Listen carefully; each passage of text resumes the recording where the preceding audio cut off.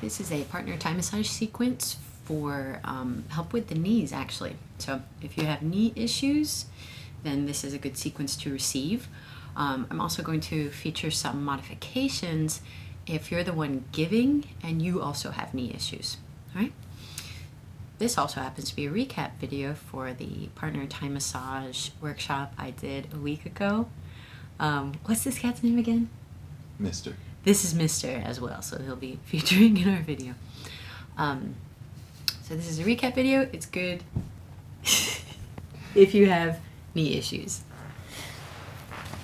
Partner receiving starts face up. Partner giving, you can kneel next to them, or if you have knee issues, you can rise up a little bit higher. Make sure their arm is out of the way. If you don't have knee issues, then we're going to sit on our partner's thigh. Turn away from them, and with the hand that's closer to the foot, scoop under the outer edge of the ankle, and instead of just lifting with your arm, rise up. Oh, sorry, honey. Rise up to a lifted kneeling position. Oh, what's the other cat's name? Missy. Missy. Missy's also here. Scoot towards your partner's hip. No, Missy, no. Stop. Get the squirt gun. Oh, the squirt gun. We can't do this. This will be. Oh, she don't like it. Okay, we don't even need to squirt her. Okay, we don't need to call animal control. So, release the partner's leg down. My calves are underneath my partner. This is John, by the way. The back of his thigh. I sink my hips back and down above the knee, but below the front hip bone. And it's not my sits bones that are grounding down. It's the back of my thighs. So he's getting a double compression to the hamstrings at the back of the thigh and the quads at the top of the thigh. From here, the more you bring your head back to stack over the hips, the more weight sinks down. And I just try to relax as much as possible, because the more I relax, the more my partner's body will relax in response to that. Take some breaths here. You might feel your partner's pulse. So the compression of the femoral artery here, you might start to feel that pulse building up underneath your thighs.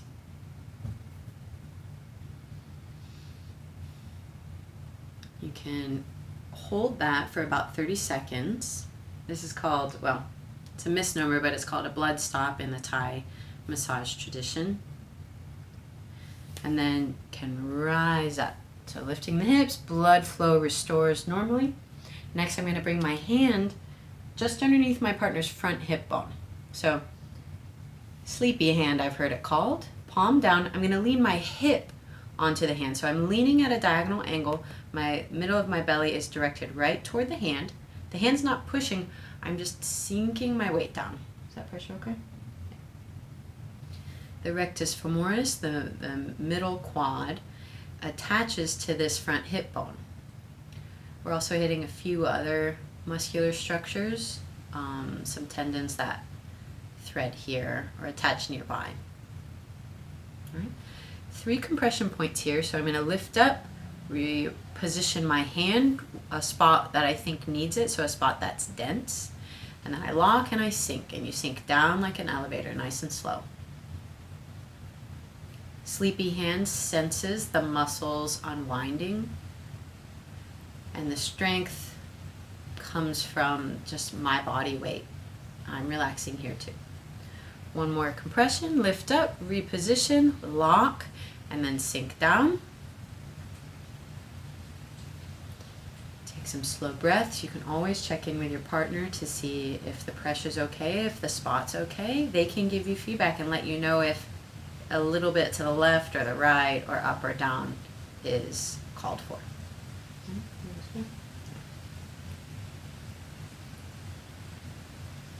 All right, I'm going to lift up, and I'm going to trace this down the leg. So come back to where you started. Broaden the pressure out across the thigh. The more the head comes back and stacks over the hips, the more downward pressure, because your big old head is heavy.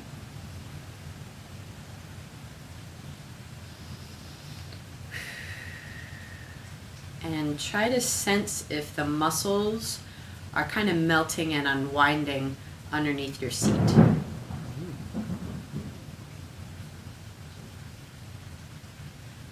All right. Next, I'm going to rise up, bring my hands down, or knuckles down in this case, and your partner doesn't need to help. They can play dead. I'm just going to slide down below the knee. So like I said, I'm tracing the energy down the leg.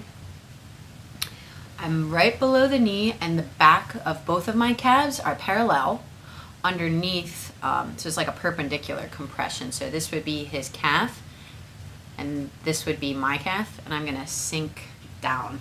So I'm not getting as much of a double compression. Most of the compression is now just at the back of the low leg. Is that pressure okay?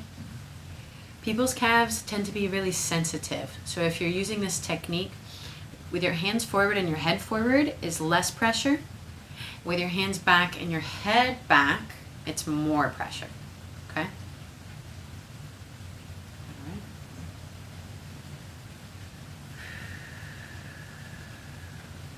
3 points here. I'm going to lean forward, move my legs down. If I were doing this, I would have stayed longer, but because I'm demonstrating, I'm moving through it a little faster. Now, my left calf is at the gastroc, so the bulbous part, and my right calf is where it starts to thin toward the ankle. So I'm on 2 different muscle structures right now.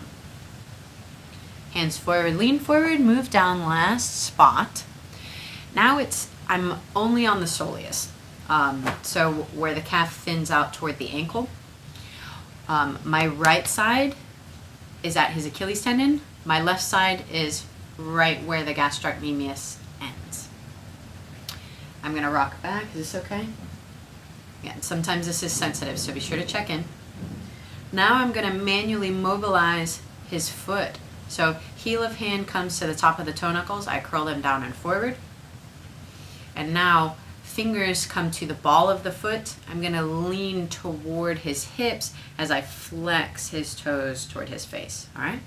So heel of hand to the top of the toe knuckles, flexing the toes, plantar flexion at the ankle, and now grip the ball of the foot, extend the toes, and dorsiflex the ankle and foot.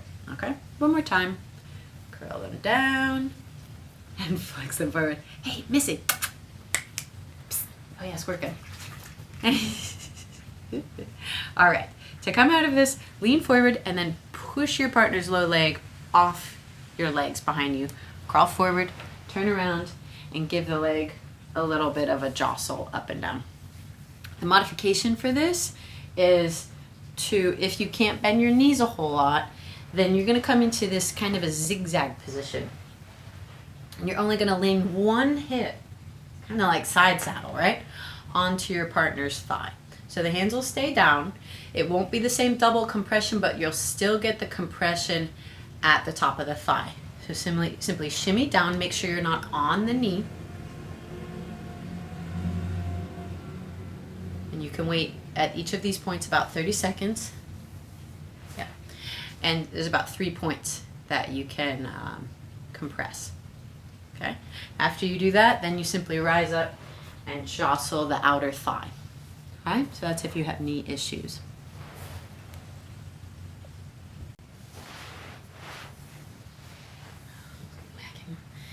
Next, we did a hamstring compression sequence. So, partners still lying flat on their back, move down in between their feet, and swing one leg out to the side. In this case, working on John's left leg. Swing the leg out to the side. I come to a seated position. Push one foot to the inner thigh above the knee, and the other hand helps initiate a bend at the knee. Okay? Now I bring both of my feet to the inner thigh, and I guide the knee in line with his hip. I'm going to scoop my hips over so my outer hip is in line with his outer knee. Bring this a little closer so y'all can see. There we go. His other leg I'm going to bring closer so that the foot is touching my hip, just to slacken that stretch, that feeling of stretch, that line of tension if I open his leg out wide. So his leg is close. One hand to the ankle, just as a grounding source of support. I'm not really pulling a whole lot here. And my feet are going to knead up and down the inner thigh in toward the groin and back out toward the knee crease like a purring cat. Okay. This provides a bit of counter tension at the ankle, my right hand. Okay. In and out about 3 times. With each pass, pay attention to how much tension you feel. If you feel any heat, that's a sign of inflammation. When we get out to the knee crease, my hand scoops underneath the outer ankle and my forearm needs to scoop underneath, okay? From here I can lay my forearm on top of my thigh and his outer ankle is on my palm. My outer foot, in this case my right foot, is going to slide underneath. Sorry, please move your hand, yeah. To, when I flex, it pulls back on the top of his knee. My left foot, it's like a vice. I slide it into the knee crease, and we balance a bunch of opposing forces here. So I push with my left foot and I lock into the tissue. I pull with my right foot to vice the tissue, and left hand on top of right, I'm grabbing his inner and outer ankle bones, the medial and lateral malleoli. I think that's the plural form of malleolus. I grip, and then I lean back through my torso to deepen with control and with comfort. Does that feel okay? All right. I lean forward to release, move my inner foot to the side. You guys can hear the thunderstorm going on right now. So my foot is slightly in past the knee. I lock with my feet, I lock with my hands, and then I lean back to sink in. You do this all the way in toward the groin. When you get close to the groin, just the fulcrum isn't matched up quite well. So if I pull, then you notice how his knee comes forward away from my foot. So just a little pull here, and most of the compression is at the left foot. I can even invert my foot and roll toward the outer edge, sinking in a bit more, just to sharpen the pressure. Okay? So 1 foot compressions, in and out, focused, controlled, locking and sinking for added leverage. And then I release. I pull the leg straight, and I set the leg to the side next to my hip before moving on to the other side.